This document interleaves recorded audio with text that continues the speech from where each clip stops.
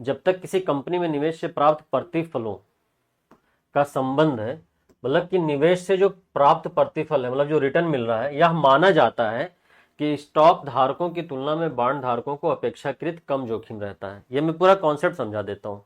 Concept क्या है ये समझो ध्यान से। जैसे मान लो ये बॉन्ड है और ये स्टॉक है या शेयर है।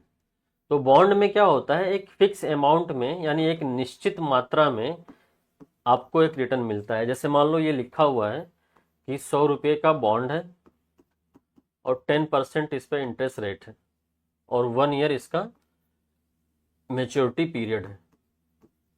1 ईयर मेच्योरिटी पीरियड है। तो ये बॉन्ड जो भी खरीदेगा वो कंपनी को 100 रुपये उधार देगा। तो कंपनी को 100 रुपये उधार दे रहा है। अब 1 साल बाद कंपनी उसको 110 रुपये वापस करेगी। कंपनी का इसमें नुकसान हो फायदा हो उससे मतलब नहीं है। जो बॉन्ड धारक है उसको कंपनी 1 साल बाद 110 रुपया देगी। कंपनी के फायदे और नुकसान से बॉन्ड धारक को मतलब नहीं होता है। अब जहां तक बात करें स्टॉक की या शेयर की, तो स्टॉक या शेयर में क्या होता है, जो शेयर होल्डर होता है वो कंपनी में उसको शेयर मिल जाता है, उसको ऑनरशिप मिल जाती है कंपनी में। तो कंपनी का प्रॉफिट तो शेयर होल्डर का प्रॉफिट, कंपनी का लॉस तो शेयर होल्डर का लॉस। तो पहला क्वेश्चन जो लिखा हुआ है, पहला स्टेटमेंट कि स्टॉक धारकों की तुलना में बॉन्ड धारकों को अपेक्षाकृत कम जोखिम रहता है। तो स्टॉक धारकों का जोखिम ज्यादा है ना। मान लो कंपनी लॉस में चलेगी तो स्टॉक धारक का पूरा पैसा डूब जाएगा। क्लियर है। लेकिन बॉन्ड के केस में ऐसा नहीं है। बॉन्ड वाले को कंपनी लॉस में गई है तब भी उसको पैसा मिलेगा, उसको फिक्स रिटर्न मिलता है।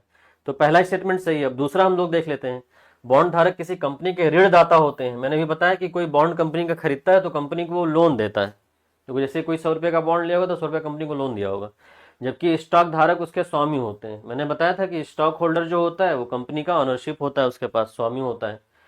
फिर पुनर्भुगतान के प्रयोजन के लिए, पुनर्भुगतान के प्रयोजन में बॉन्ड धारकों को स्टॉक धारकों की अपेक्षा प्राथमिकता दी जाती है। ये रूल है कि कंपनी अगर पैसा वापस करती है तो पहले बॉन्ड धारक को पैसा वापस किया जाएगा, फिर स्टॉक धारक को पैसा वापस किया जाएगा। तो बॉन्ड धारक जो होते हैं उनको पहले पैसा मिलता है। इसीलिए ये दोनों रीजन जो है वो स्टेटमेंट 1 को एक्सप्लेन कर रहे हैं कि जो बॉन्ड धारक होता है उसको अपेक्षाकृत कम जोखिम होता है और जो शेयर धारक होता है उसको जोखिम ज्यादा होता है।